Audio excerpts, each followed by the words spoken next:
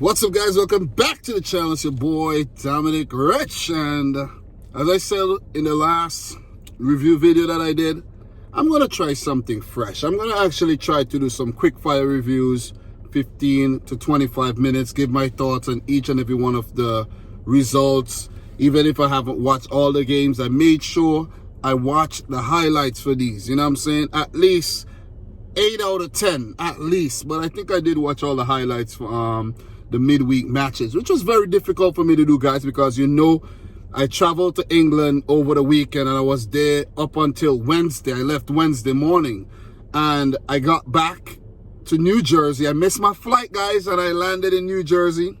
Cost me a little extra. And I was watching the Liverpool-West Ham game from New Jersey to New York. I saw the first half up until, Darwin Núñez scored, and a little bit after, and I missed when West Ham missed their penalty. So I did watch the second half highlights for that game. That was the only game I actually caught live. I think I was watching the Fulham Aston Villa game as well yesterday. So I did, but I'm pretty, I got the gist of what happened in the middle of the week. So let's start with the first fixture, guys. I'm going to be reading from my tablet here, my trusty tablet. Last time I wrote down stuff in one of these books, but I didn't want to do that this time. I wanted a tablet so I could check the standings and everything. So Brighton 0, Nottingham Forest 0. I want to check my predictions as well. I want to refer to my predictions, I actually predicted a 2-1 win for Brighton, and Roberto De Zerbi is still actually winless as Brighton's manager. But I think they were a better team throughout the game. Forest did have one or two chances, maybe one really clear-cut chance that they didn't really take. And you got to give him a lot of credit, though, for actually being gritty and taking a point away from this game. Brighton, as I mentioned, should have won it, hit the crossbar and the woodwork a couple times, and may count themselves a little unlucky not to walk away with all 3 points. So not to, elaborate much longer in this game, but look, De Zerbi would just have to be patient. Next game is against Man City. It's not going to be very, very easy, seeing that City's coming off of a loss against Liverpool. And for Forest, huge point, man. Even though they're still struggling at the bottom of the table, it's still a positive result. So with Forest, they are 20th. They do have 6 points in the league. And for them, their next game is coming up.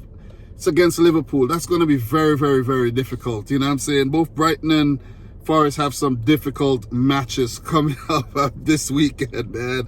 Oh, wish them luck. Wish them luck. For Brighton, a little high up the table. They're 8th, 15 points. Not a bad start for them. And De Zerbi is basically steadying the ship that, of course, Graham Potter left for Chelsea. So look, we're going to keep it moving, guys. In terms of the next game, tablet's not the fastest, but in terms of the next game, we have Crystal Palace beating Wolves 2-1. My prediction was a 1-1 draw. So great result for Patrick Vieira and his boys. They actually came from behind to win this game. So kudos to Crystal Palace. They're usually the team to go up and allow teams to come from behind. So well done on them to actually do that to Wolverhampton Wanderers. Very good goal by Adama, though, headed in. Hugo Bueno, young Spanish left back, I think starting his first Premier League match. Brilliant crossing, well done by Adama. But Eze, I think, headed in as well in the 47th minute in the second half. And then Zaha walked one in the back of the net, man. That was a brilliant build-up by Crystal Palace and a wonderful goal by Will Zaha, to give Crystal Palace the win. And the way he celebrated, you could see how much it actually meant to him. Remember, Chet Doucouré actually hit the upright in this game. And I can't remember every little thing from these matches, but what I have to say is Wolves, man, they have to really put together a string of consistent performances.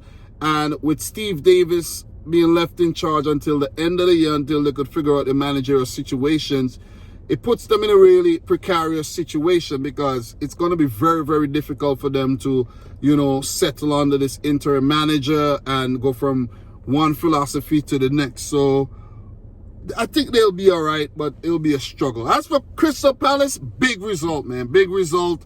Didn't expect them to win this one at all.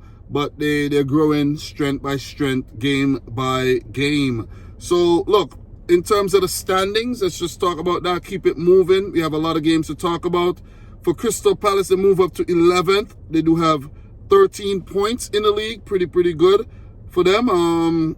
You know, they'll be all right, man. They'll be all right, but they might come the time in the season when they get under a little bit of pressure and, you know, the word sacking starts coming up.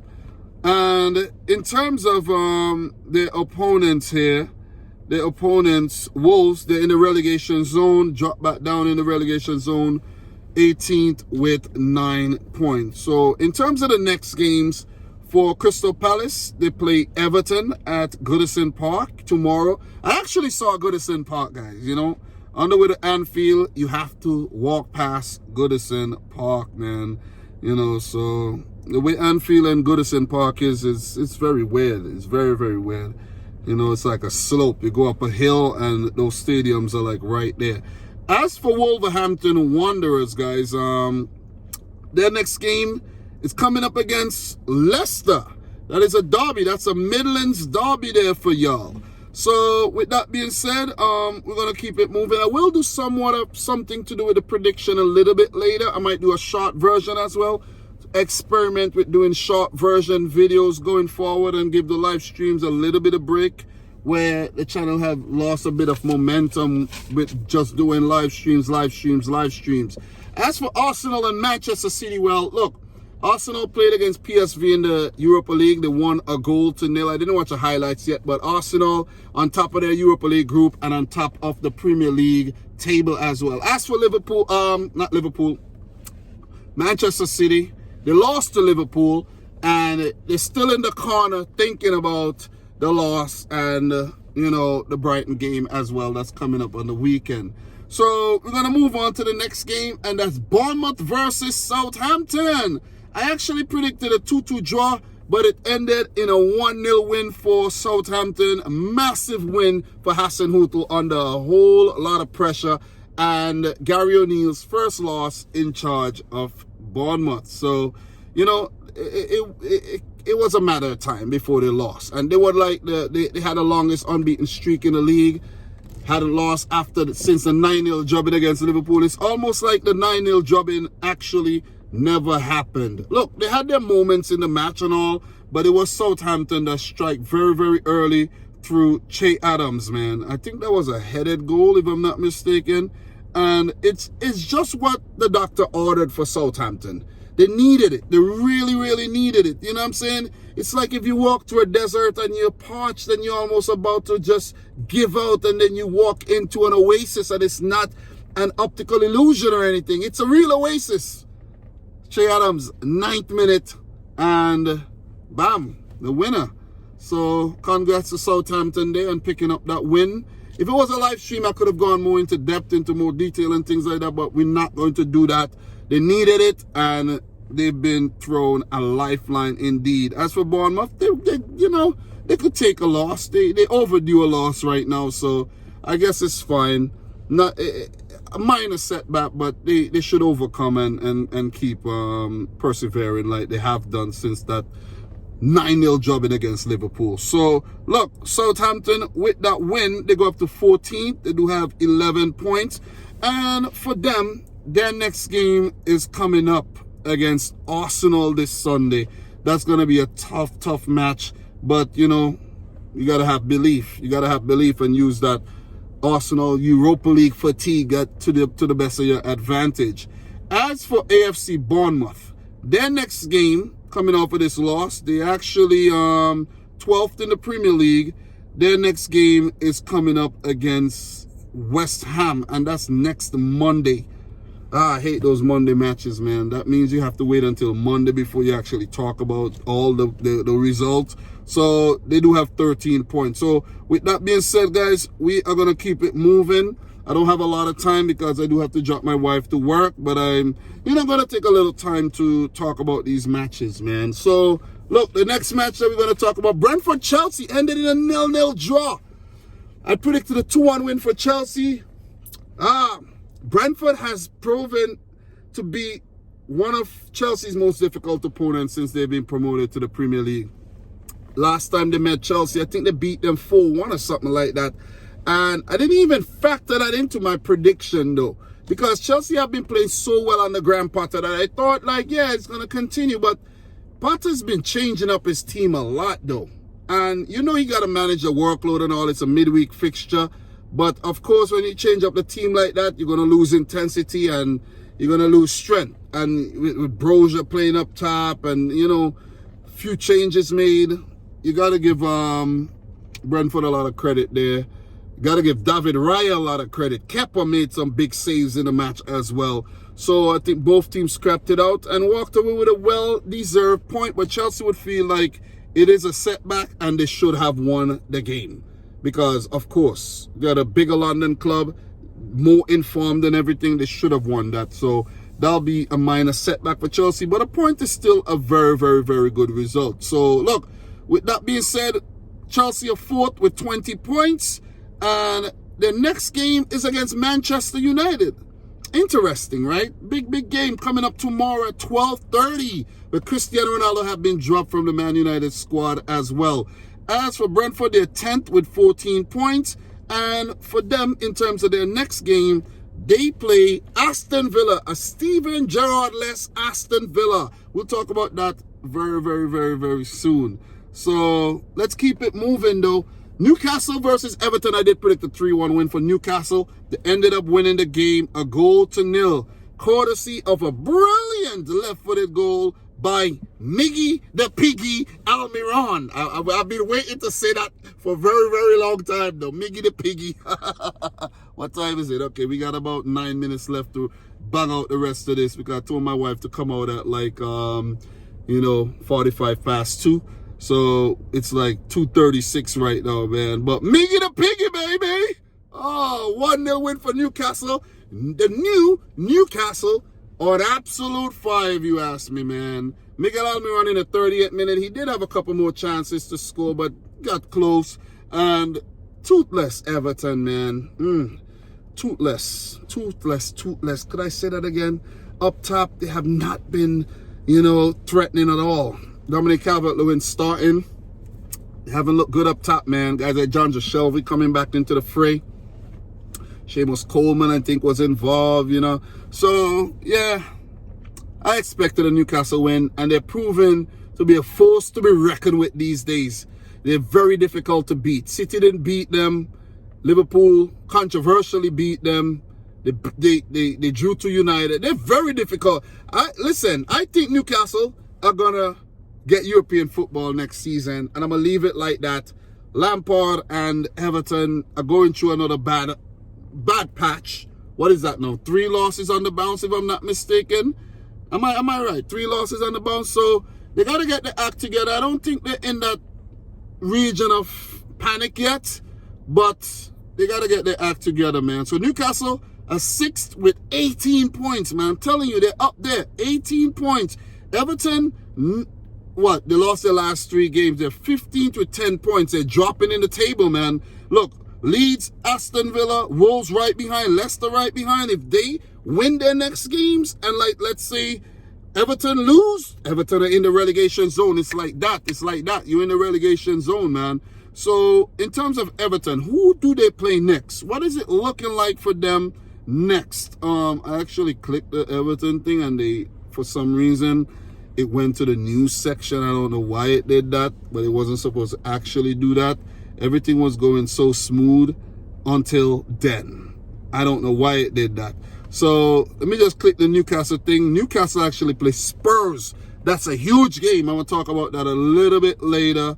And the way Spurs are playing, it's going to be very difficult to beat this Newcastle team. As for Everton, let's do the Everton thing again.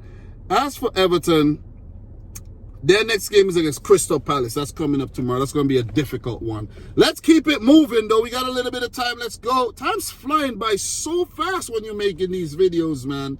Man United versus Tottenham.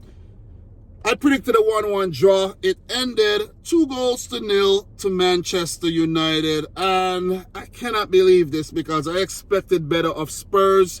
And these suckers lost the game to United, man. Lost the game to United.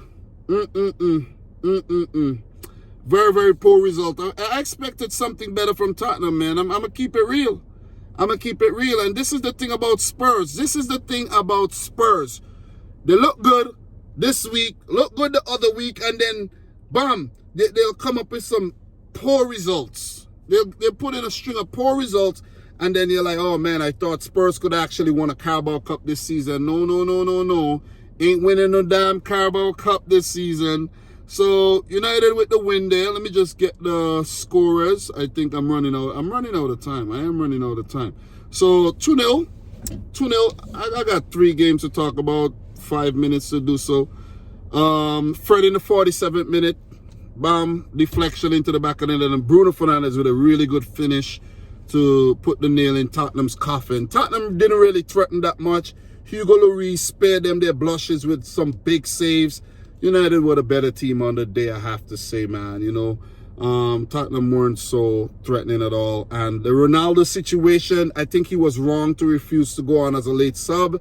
It's a team sport, it's not about him. And he was even wronger to actually walk away from the game when it wasn't full time and actually leave the stadium, I heard, before the match was over. So Ronaldo, that was poor, and that's very unprofessional. I know you're frustrated, but you can't operate like that, man. You can't operate like that. Nah, I don't condone that, man. Seriously, I know they ain't treating you good, but I can't condone that at all. So Chelsea hosts United. That's going to be a massive game.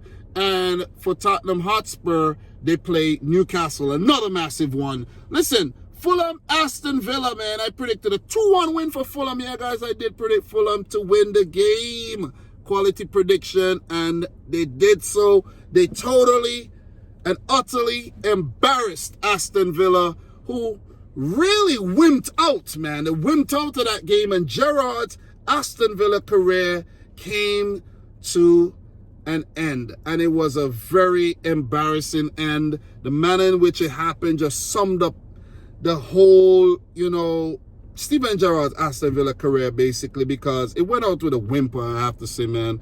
Listen, he looked good when he came in for a little bit, and then the results weren't great, but because it was Gerrard, I think his personality overshadowed what was actually going on. But this season, it continued, and we took notice. We took notice, and Aston Villa has been really, really, really, really poor this season. And look, Fulham 3, Aston Villa 0. What's the time? Damn, I ain't got much time left. But Harrison Reed in the 36th minute, Mitrovic penalty in the 68th, and Tyrone Mings own goal in the 84th. And the red card by Douglas Luiz. Dumb red card when it was actually 1-0. So they had an opportunity to come back in the game and earn a draw and maybe save Gerrard's career or let him fight for another game. But it was just a poor performance on the day. They were just horrible. But Fulham, I did expect them to win the game. They did so. And they pulling things back a bit after a little, poor run of form. Great start, but poor run of form. They move up to 9th, and that's a second win in 5. So they were 3 games without a win. They have now gone up to 9th with 15 points. For Aston Villa, just outside the relegation zone, 11 matches played, 9 points, 17th. So for them, their next game will be against, Brentford. That's going to be a difficult game, man. Difficult game. And for FC Fulham, their next game will be coming up against who? All right, I did not actually click that thing to find out the game, though. This Google thing be really, really annoying me, So Fulham play Leeds. And to talk about Leeds, guys, Leeds lost to Leicester 2-0. Let me just pull up the score there. And then we're just going to finish it off with the Liverpool win over West Ham. And we're going to call it a day. So let me just pull that game up really quick before my wife comes out and interrupt me. So, yeah. I actually think I don't want to be interrupted. So I'm actually going to drive away and, come back around the block because I don't want to be interrupted. I want to actually finish this. You see what I mean? She'll get to work eventually. she'll get to work eventually. But I want to finish this. I want to finish this this roundup, this quick roundup, because look, it's actually her fault why I didn't get to just sit back, relax, and do this roundup, you know, because I had to pick a mom up. You see what I'm saying? And I don't mind picking a mom up, but it ate up all my time, man. When I say all my time. So anyways, let's get back to the Leicester game. Leicester Leeds. Leeds are in a lot of trouble right about now. Jesse Marsh, you got to watch yourself, or the word sacking gonna start popping up everywhere. You're gonna lay down to take a nap, and when you close your eyes, a big word, sack, is gonna be in the darkness. Just close your eyes, guys. You'll see darkness, but the word sack would float across like a hot air balloon. So, yeah, Leicester, I did predict a draw, a 2-2 draw, but they came out winners, man. They came out winners, and they were well-deserved. 2-0.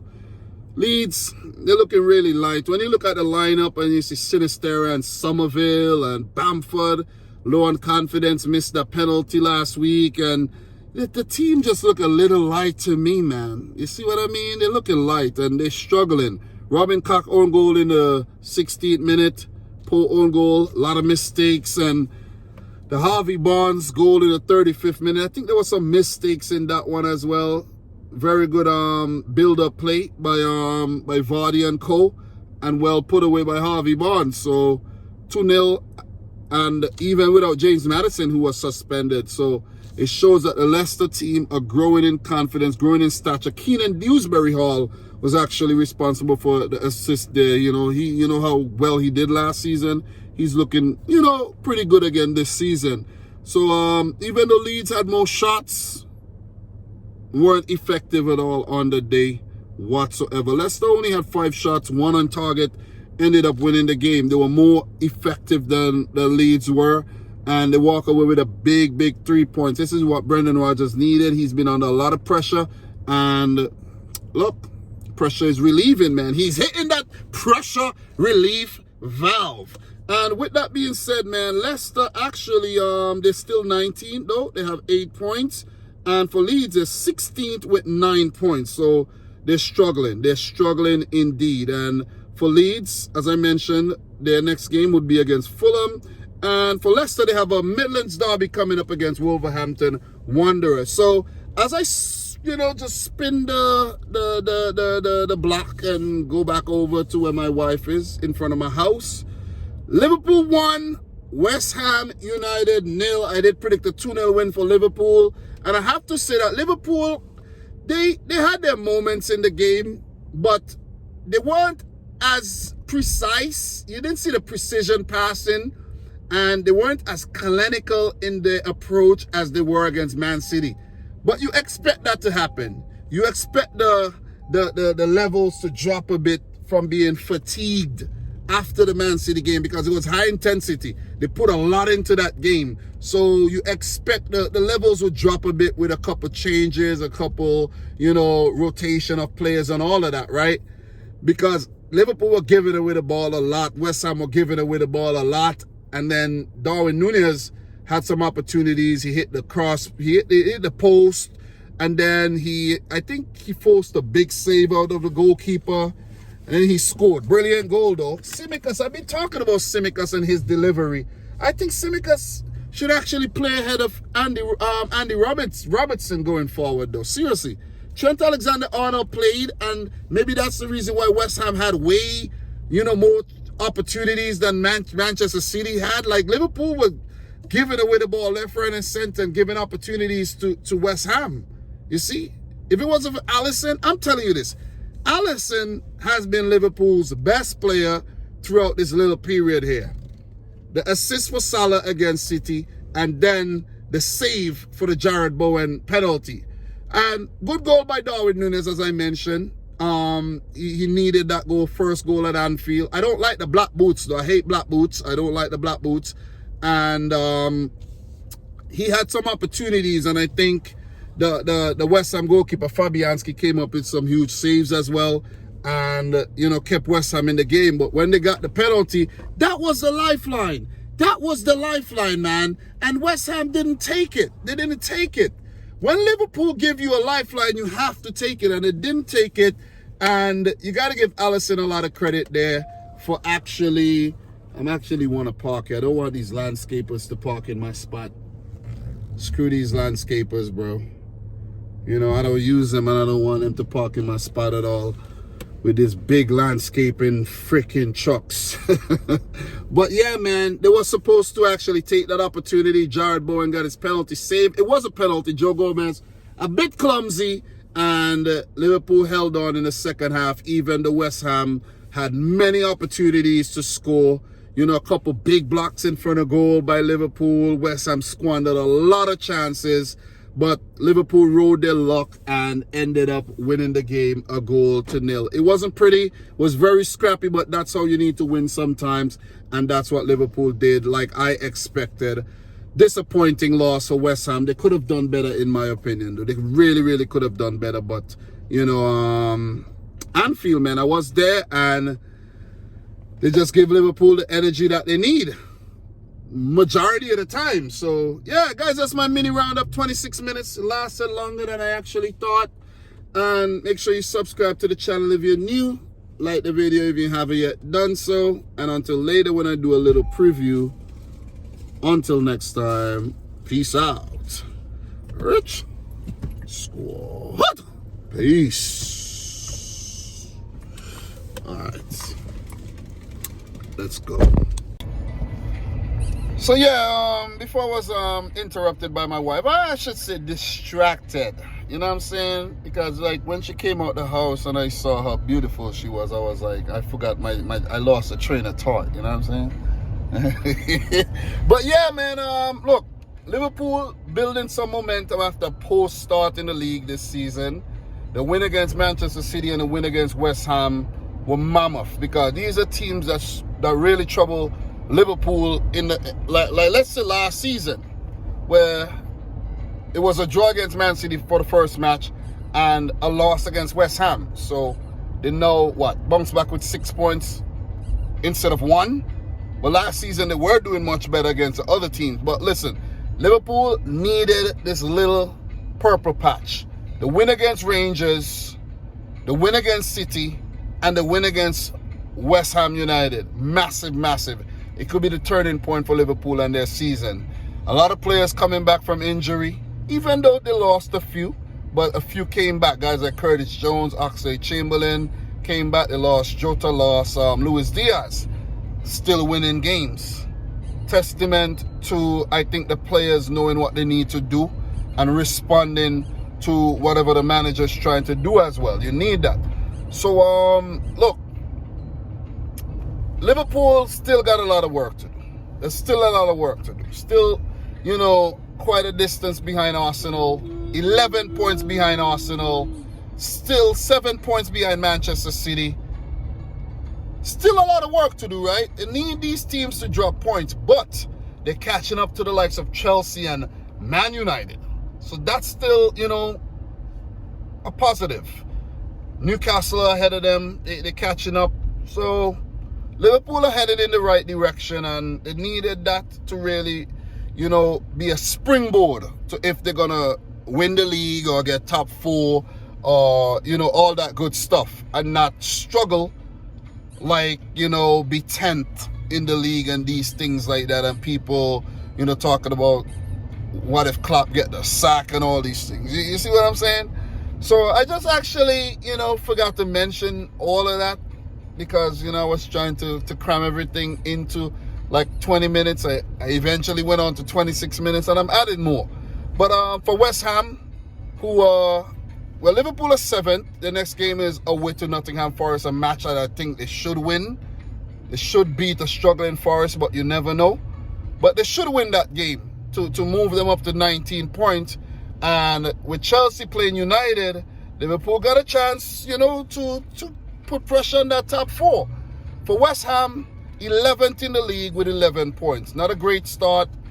And they had an opportunity to walk away with a point from this game. Didn't. They would just have to go back to the drawing board and, you know, try again. Their next game is against Bournemouth. Very, very winnable game, even though Bournemouth has been playing well. Very, very winnable game.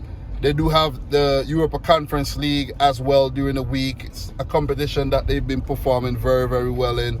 So they can't actually lose focus though, because they might end up in a terrible situation. You don't want to be in a relegation battle, and that could happen really, really fast.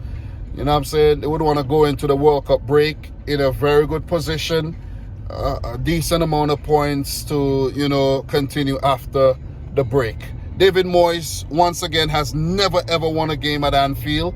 He was an Everton manager for a long time, and the fact that I went to Anfield and I had to pass the Everton, you know, stadium, Goodison Park, it must hurt for David Moyes that he's like in the vicinity, like he was in the vicinity for so long, visited the stadium on so many occasions and never won a game. You know, and yet another game that he lost. Or he didn't win, I must say. But West Ham's own fault. You know, they could have gotten something out of the game and didn't. But guys, just a little extra for those of you who stuck around. These are just things that I actually forgot to mention, and you know, I actually didn't. And just to touch some more, Steven Gerrard and his sacking. It was coming. Let's see who Aston Villa is gonna hire. They were looking at Pochettino. I don't know if that's going to happen. I didn't even check the news since earlier this morning to see if there was any updates on that. But more to follow on that, though. We'll talk about that a little bit later. But guys, we talk. All right. I did say all the. I did do the outro already. This is just a little extra. You know, when you're at the movies and the credits roll and then something extra pop up. There you go. Bonus footage. Peace. Bless you, Liam.